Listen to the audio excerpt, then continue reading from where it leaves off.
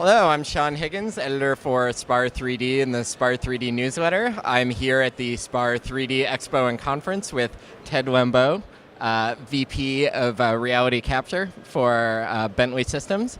And we're here to talk about expanding reality capture into new markets that Bentley hasn't served before. Could you tell me a little bit about that? Yes, Sean, thank you, and thank you for the opportunity.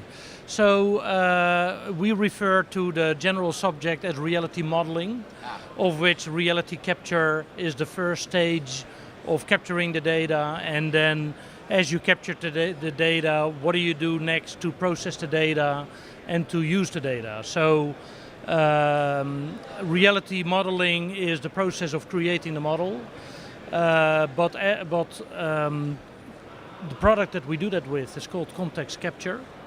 That's the capturing of the data. How to utilize the data once you've captured it, we refer to as context consumption. Right.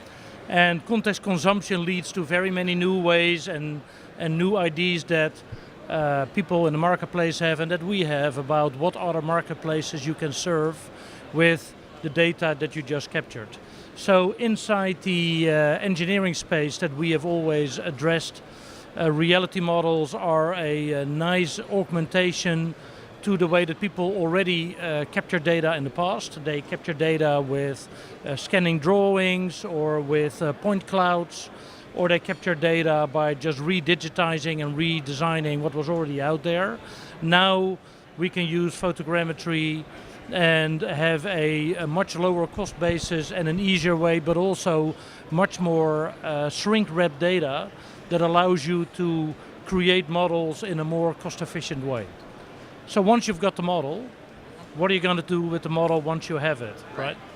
And in the engineering spaces that we serve, which is construction, architecture, transportation, utilities, government, spatial applications, there's many use cases of how to use the model data. But there's also use cases that go, and I know that Greg has talked to you about many of those use cases. There's also use cases that go beyond that. So we have on the stand across of us, we have people that capture reality of a person, and then they do 3D printing and you get your own selfie in a fixed format for printing purposes. But you could imagine that you do that for other models. You can do that for mechanical models. You can do that for facial expressions, facial cases.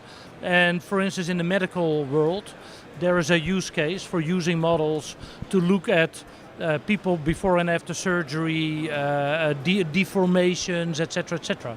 You can do the same for archaeology, right?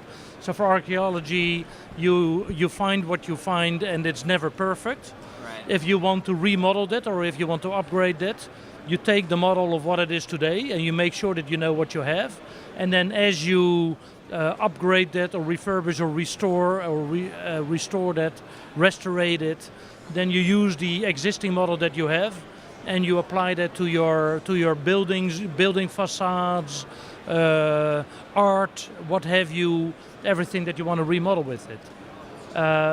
Another case is we see a big interest coming out of the insurance marketplace. When insurance companies want to insure big properties or big assets, they want to make sure that they assess properly what they insure.